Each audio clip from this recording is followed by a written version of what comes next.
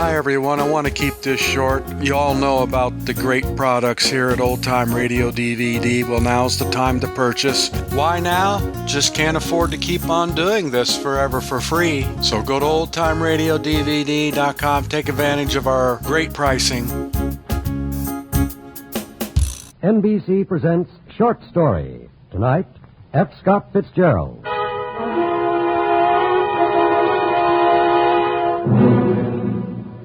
He gave a label to an age, the jazz age, he called it.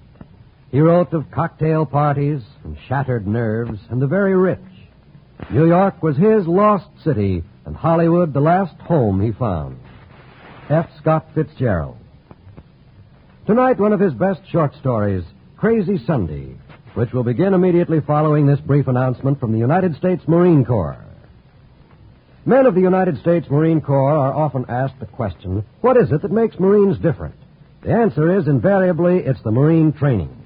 Down through the years, the men responsible for training Marines have followed the simple philosophy that in order for a man to perform his duties well, he must understand the other man's job. Out of this understanding, smoothness and efficiency of operation result. When the new Marine enters the Corps, he is given intensive basic training. Because the Corps is a small, compact organization, men must be able to perform more than one type of duty. Therefore, a Marine is trained to perform many. This versatility and efficiency, coupled with the famous Marine esprit de corps, makes the United States Marine Corps what it is today, one of the finest military organizations in the world. Here now, Crazy Sunday by F. Scott Fitzgerald.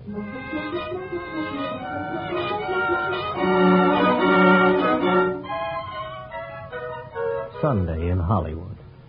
Not a day, rather a gap between two other days. Behind lay sets and sequences, long waits under the crane that swung the microphone, the struggle of rival ingenuities in the conference room, the ceaseless compromise, the strain of many personalities fighting for their lives.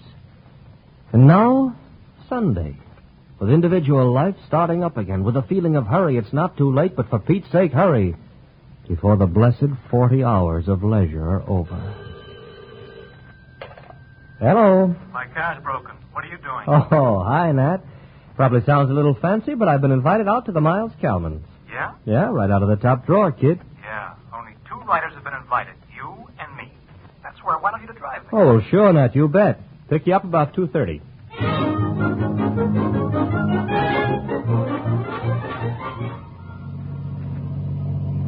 So you drive out Sunset, past the Strip, past the field where they grow poinsettias at Christmas, past the Beverly Hills Hotel. You turn right up Benedict Canyon and farther up Holly Hill Road, and the fresh wind that blows in your face is made of cool green leaves and cool green cash. You're on your way to a party at Miles Kalman's, and if you're Joel Coles, a young writer with your way to make in this town, you step on the gas. What's your in with the Kalmans, Joel boy? I'm working with Miles. Like Daddy says it. Well, sure, they put me on the O'Neill thing. Son, when you grow up a little around this town, you'll learn that one says, I'm working for Miles or under Miles, not with Miles. Miles works with nobody and for nobody. He's the only man in Hollywood can make that statement. He's the only man in Hollywood can make those pictures. You know the lovely Stella, I take it? Knew her in New York before she married Miles. And you know the lovely Eva Goebel? I know of her. Why? Oh, nothing. All right, what do you mean, do I know Eva Goebel? You'll find out before the afternoon's gone, kid. At least I think you will.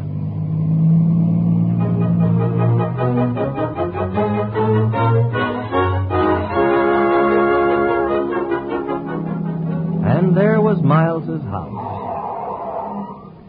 Nothing but vistas, as somebody once said. A house built for great emotional moments, as somebody else once said. Soon in the far corner of a garden, I came face to face with Stella Kalman.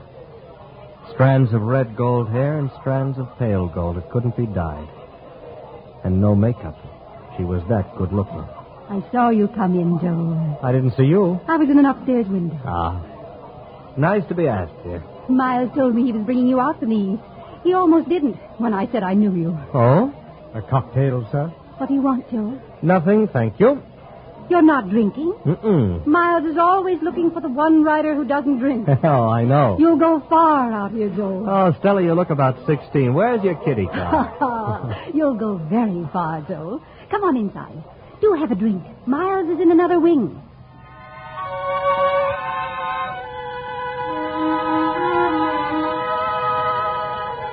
Everybody's afraid out here, aren't they? Everybody watches for everybody else's blunders, tries to make sure they're with people who'll do them credit. Oh, I don't mean in your house, of course. Hollywood generally. I suppose that's true. How's your little boy? Wonderful. 3 months old today. Well, you have to watch your step now. I do. After a pretty woman has her first child, she's very vulnerable. Wants to be reassured about her own charm. She's got to have some new man's unqualified devotion so that she knows she hasn't lost anything. You read that someplace. Ah. Anyway, I never have anybody's unqualified devotion. They're afraid of Miles. You think so? Sure. They don't understand him. I work with him every day, and sometimes I don't. A director who stands on his own feet, takes nothing from anybody, who's never made a cheap picture. But some pretty expensive failures. He's the greatest man in this town, Stella. There's nobody like him. I know there's nobody like him. Come and see some people. I want you to meet my friend Eva Goebel, and Dietrich's here. Is anybody who is anybody not here? I met the famous, and I lost Stella, wandered around talking to people, drinking some more, looking at the party. It was good in this town, if there were ever time to enjoy it. The lovely girls and the lovely girls. I listened to their voices about it. Hey, Joel, what's with Miles? How should I know? He's not happy this afternoon. What's the matter? I asked you. He's moping in a dark corner. Well, I think I'll look him up. Interests me, you know, how a man whose instincts are so unerring about everything in the studio can be so hopelessly muddled in his personal life. What kind of a fix have you got on Miles, Nat? Just interests me, that's all. Suppose I'm jealous.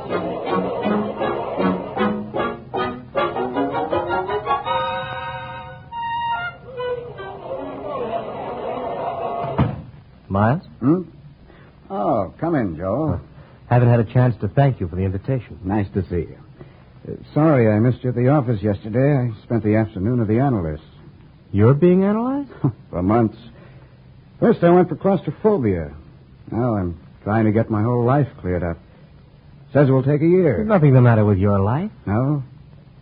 Stella seems to think so.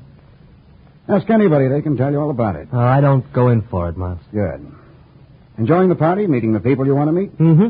Stella's been very helpful. She likes you. Have you met Eva Goebel? Not today. Oh. Guess she didn't come. Her name was mentioned, though. Yeah? Do something for me, Joel.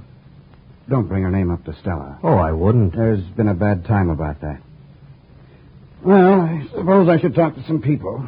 Hate them all today. Wish it were Monday.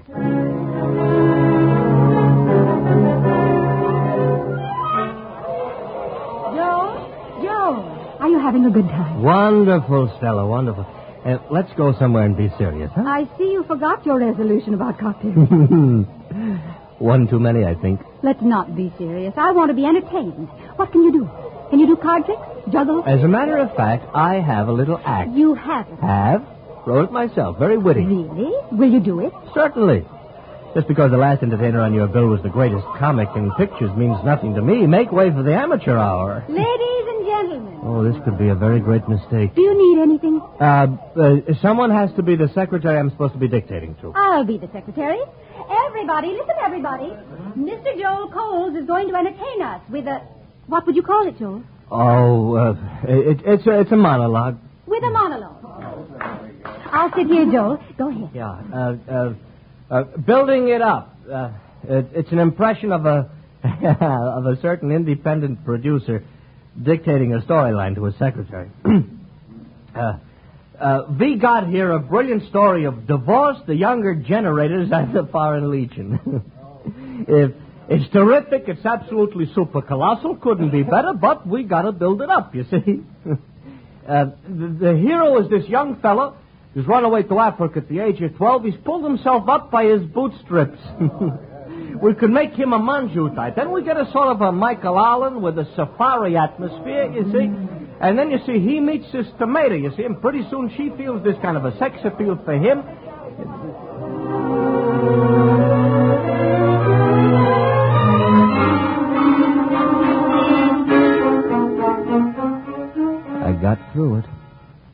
And Stella never faltered. There were 2 snickers. And all those faces looking at me. Just looking. I never knew before how much professionals can hate amateurs. I got out as best I could and rode home, writhing in self-disgust, and ate no supper. And the next day, thank heaven, was Monday. Joel. Hey, Joel. Oh, hello, Nat. On your way to the commissary? I haven't any lunch. No, I don't go there anymore. What are you slinking around about? Oh, after that show I put on at Miles Kelman's, if I never have to look at anybody again, I'll be happy. Go on, it wasn't that bad. I laughed twice. I wrote Miles a note this morning apologizing. What he and Stella must think of me now. Forget it. They're too busy thinking of each other. Who booed? I was afraid to look. Who else? The great lover of the screen. Manners like a goat. I don't blame him. Anyway, I'm in permanent retirement. Oh, cut it out. What do you care if that 3-piece suit did boo? Don't you know about that guy? The night of one of his premieres at Grauman's, my pal Squires kicked his tail while he was buying to the crowd. Oh, no. The ham said Squires would hear from him. Next morning, 8 o'clock, Squires called him up and said, I thought I was going to hear from you. Huh? The great lover hung up. Thanks for the cheer, but I've still made my last social appearance in Hollywood. And I meant it. Until I got a wire from Stella Kelman inviting me to a party at her sister's house the following Sunday.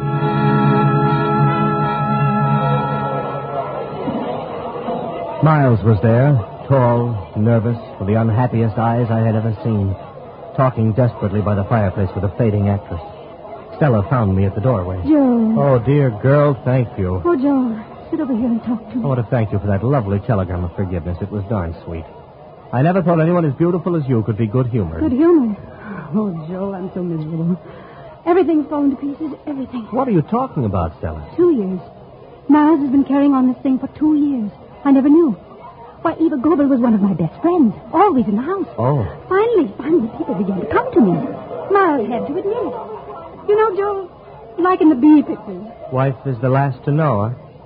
Well, what do you want me to say, Stella? Why did you give me wise? That old cow. Better lower it, Bill. Look at him. Look at him over there. He's got another girl hanging over him this minute. I can't watch him. I won't. Come on, Joel, please. Let's find a quiet room where we can talk.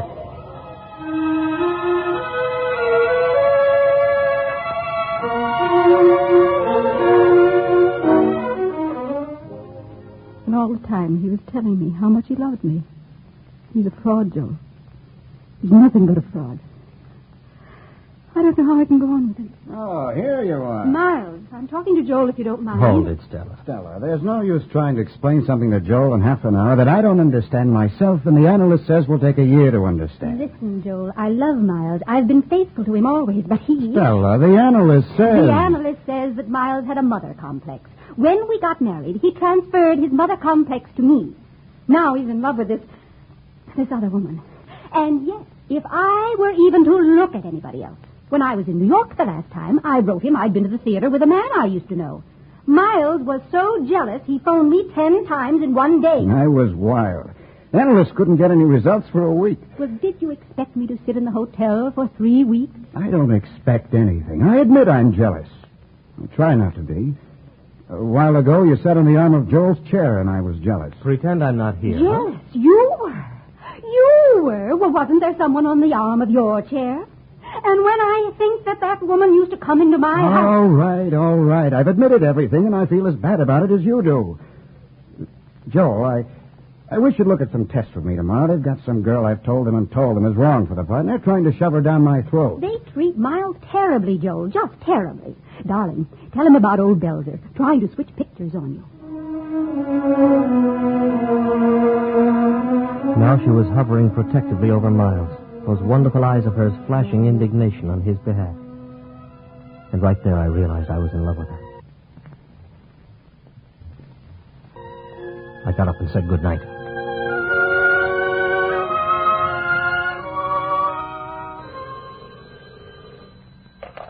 Hello. Joel, this is Stella. Hello, Stella. Things any better? Not particularly. What are you doing next Saturday night? Nothing. The Perrys are giving a theater party. Miles won't be here. He's flying to South Bend for the football game, and I thought you might go with me in his place. Well, surely I'd like to go, Stella. Good. Then I'll say we can come. Now what?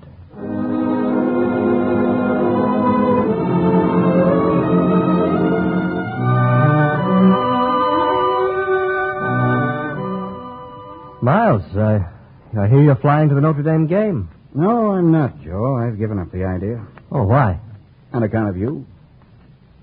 Why, Miles? That's why I've given it up. I can't tell what Stella might do, just out of spite.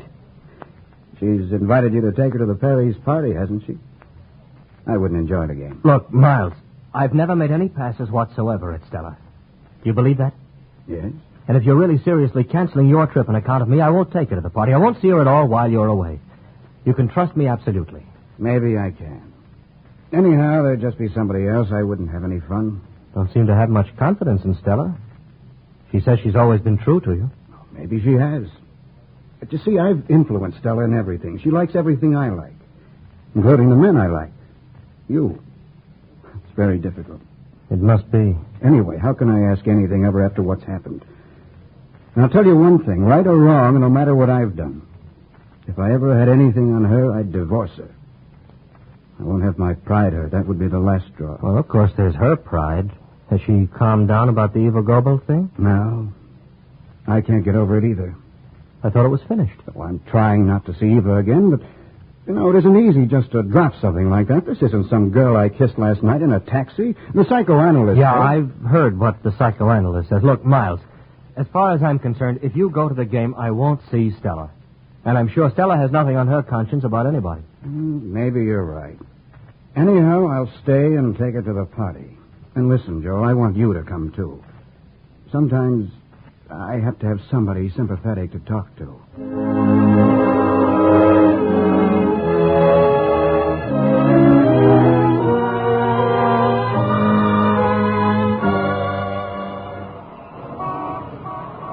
That Saturday evening, I was tied up in a conference and couldn't get to the dinner, so I waited for Stella and her party later in front of the theater. Watched the eternal, fantastic evening parade go past on the street. Anything may walk down the street in Hollywood, and usually it does.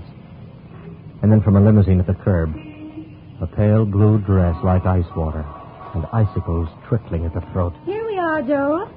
Been waiting long? No. Oh, where's Miles, Stella? He flew to the game after all. He what? He left yesterday morning. At least I think. I just got a telegram from South Bend saying he's starting back tonight. Oh, excuse me. Do you know these people? Oh, yes. Hi, everybody. Sorry I couldn't make dinner. Come on, let's go in.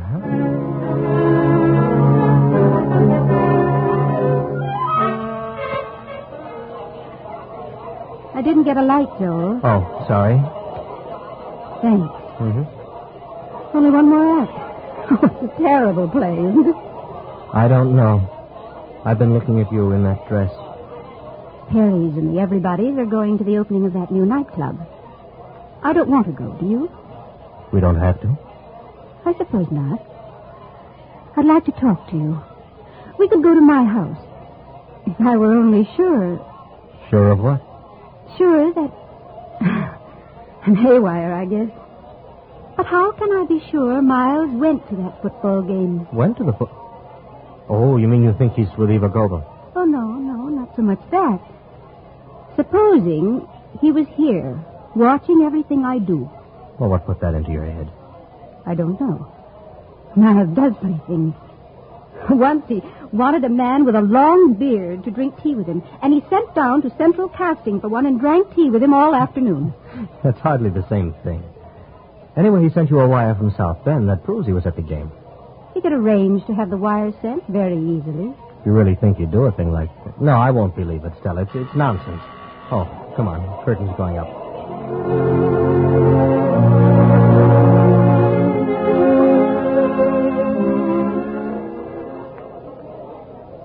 Joel and I are going to say goodnight now. Oh, aren't you coming with us? No, taking the lady off for a tete-a-tete. Tough luck, boys. Watch that cold. She's a sly one. Have fun, you two.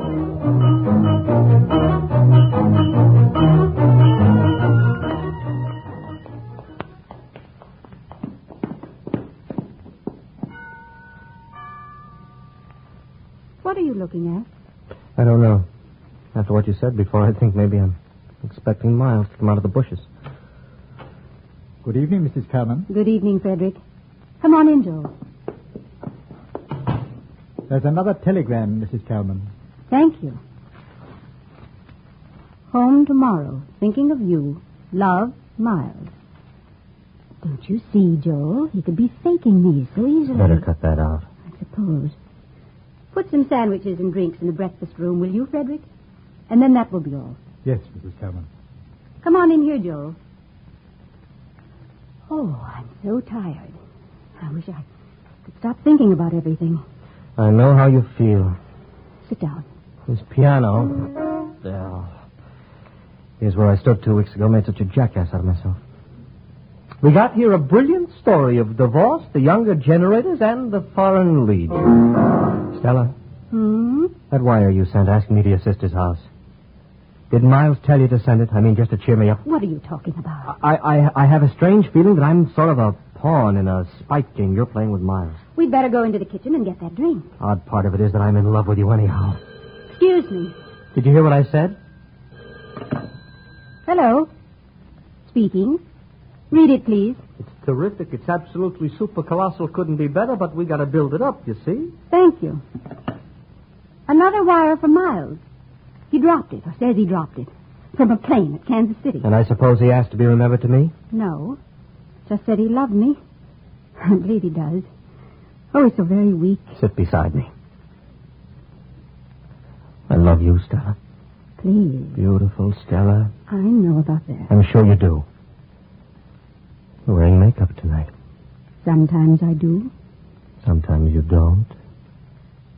Stella? No, Joel, please,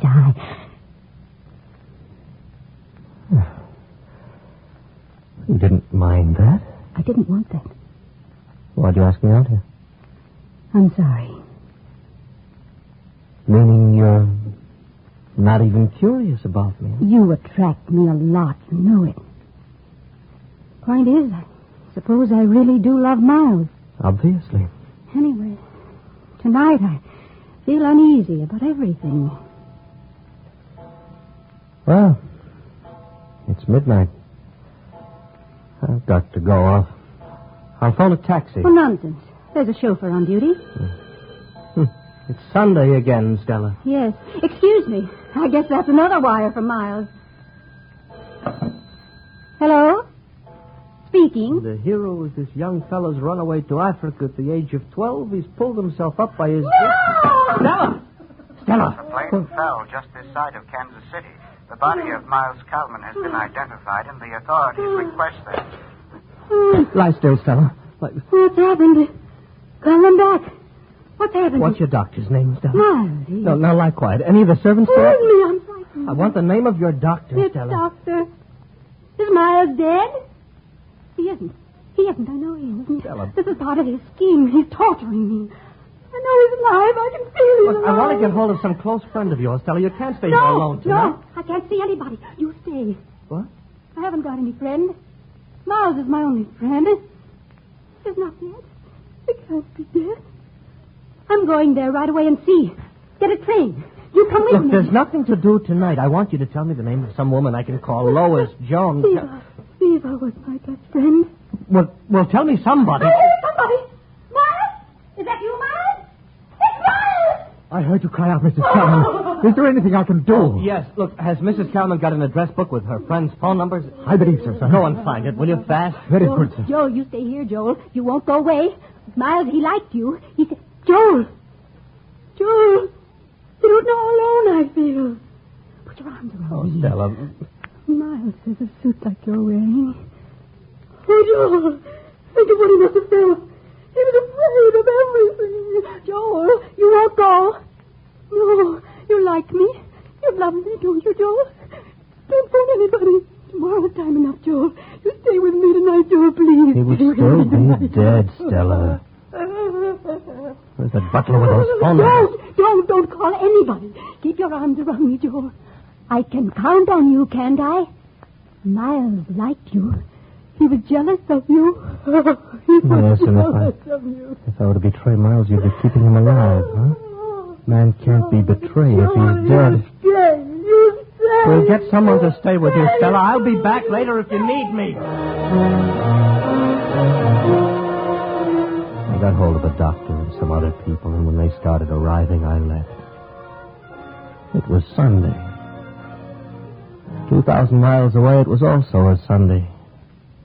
And Miles Calvin was dead in it. You could feel the hole in this wilderness already. Back down Benedict Canyon.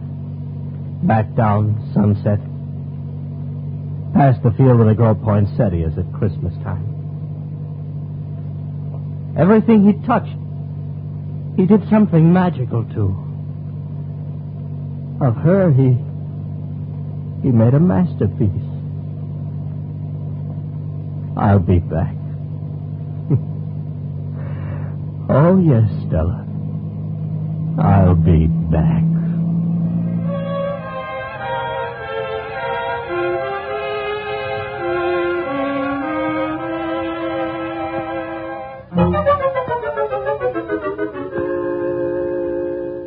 You have heard Crazy Sunday by F. Scott Fitzgerald, the third broadcast in a new dramatic series, NBC presents Short Story. The adaptation was by Clarence A. Ross. In tonight's cast, Joel was played by Larry Dobkin, Nat by Gilbert Fry, Stella by Lynn Whitney, Miles, John Stevenson, the butler, Raymond Lawrence, your announcer, John Wall. The director of NBC presents Short Story is Andrew C. Love.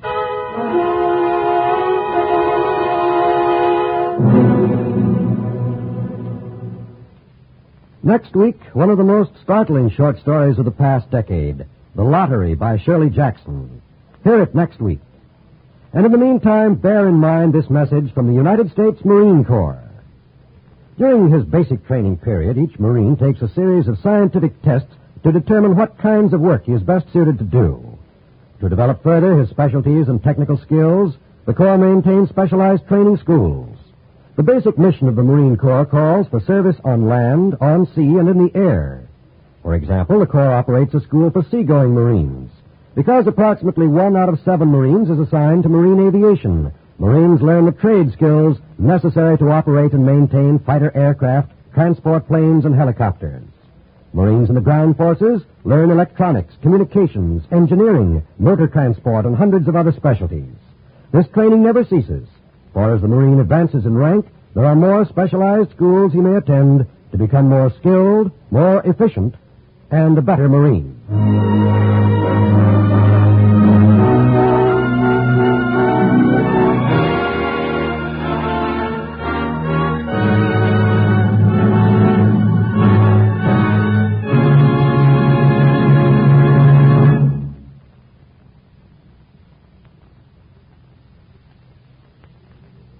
This program came to you from Hollywood.